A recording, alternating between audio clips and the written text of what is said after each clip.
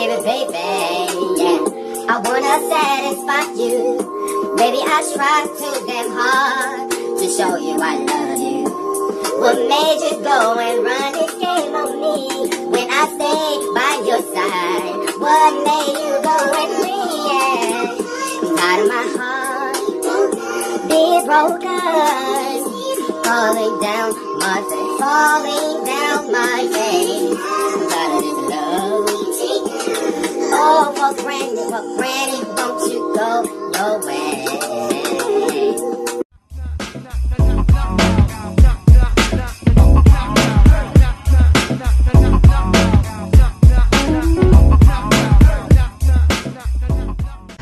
The El Royale is a bi-state establishment.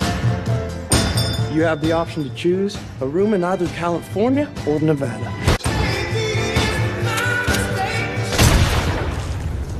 What's up, guys? It's Eugene Smilez, and I'm here with a movie review. And since this movie didn't make any sense and it wasn't as interesting as I thought it was going to be, I decided to find some other way to make the video interesting. Games.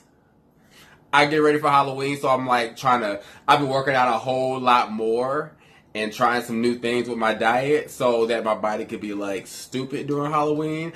It's next week. We're going to see how that's going to go. So if you clicked on the video, you see I went to go see A Bad Time. I'll say A Night at the Museum. A Bad Time at the El Royale. Yeah, anyway, you know, make sure you follow me on Instagram, Facebook, YouTube, Twitter, Eugene Smilez on everything. Like, share, subscribe, and let's get into this movie. So, if I was to give this movie an award, it would be for probably one of the best trailers that I've seen ever. Because this movie really made me want to go see it. Like, there was singing, there was like, the cinematography was crazy, the colors are crazy. It has a great cast of familiar people, some that I like, ooh, that person was in some movie, or some that I seen, but I can't remember what it was, but I know it was good. Like, it had those kind of people in it, so it was like, oh, okay. And then when I went to go see it, and I'm watching it, and I'm like, nodding off the first half of the movie. I'm like, what happened? Was I just scammed? So it was directed by Drew Goddard. He did Cabin in the Woods, which I don't think I've seen. It also had Jeff Bridges from The Big Lebowski, big movie he's done. Dakota Johnson, she's the chick in 50 Shades of Grey movies. Get her back beat out and whipped in chains. John Hamm from Mad Men. And Chris Hemsworth from Thor! God of Thunder. The Marvel movies, if you don't know who that is. And Cynthia Erivo. Cynthia Erivo is a Grammy Award-winning and Tony Award-winning actress. She pretty much made her big mark in the mainstream when she was in The Color Purple on Broadway. So that's where she won her Tony, and then the album from Color Purple, which she was on, won a Grammy. So she's the one with the big stats in the movie. What did I think of? I just don't even know. Like, I literally went with one of my friends. We both wanted to see the movie, and we both were dozing off. And I was just like, huh? The synopsis is like 7 strangers, each with a secret to bury, meet at Lake Tahoe's El Royale. Over the course of one faithful night, everyone has one last shot of redemption before everything goes to hell. That's a motherfucking lie. That is not what happened. It wasn't even 7 like strangers, separate strangers. So,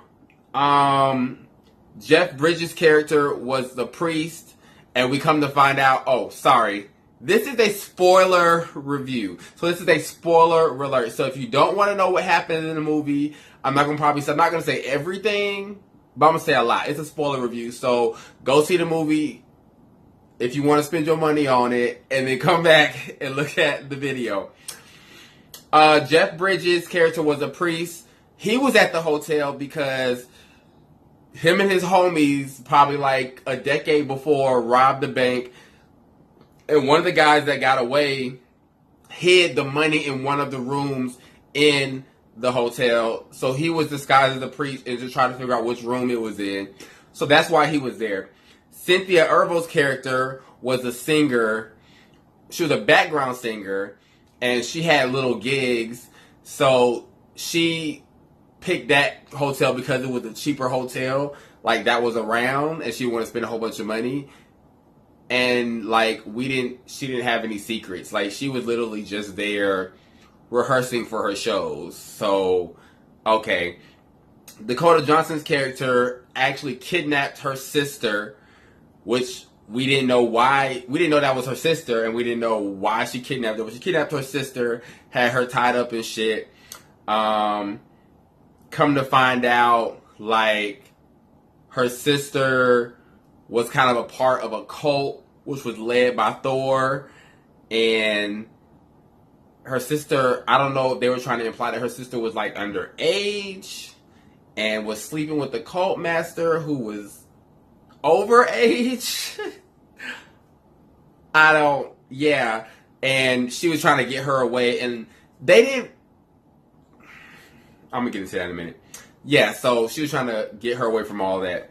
John Hamm's character we found out he was like a police officer that was undercover, and he was at the hotel to investigate something.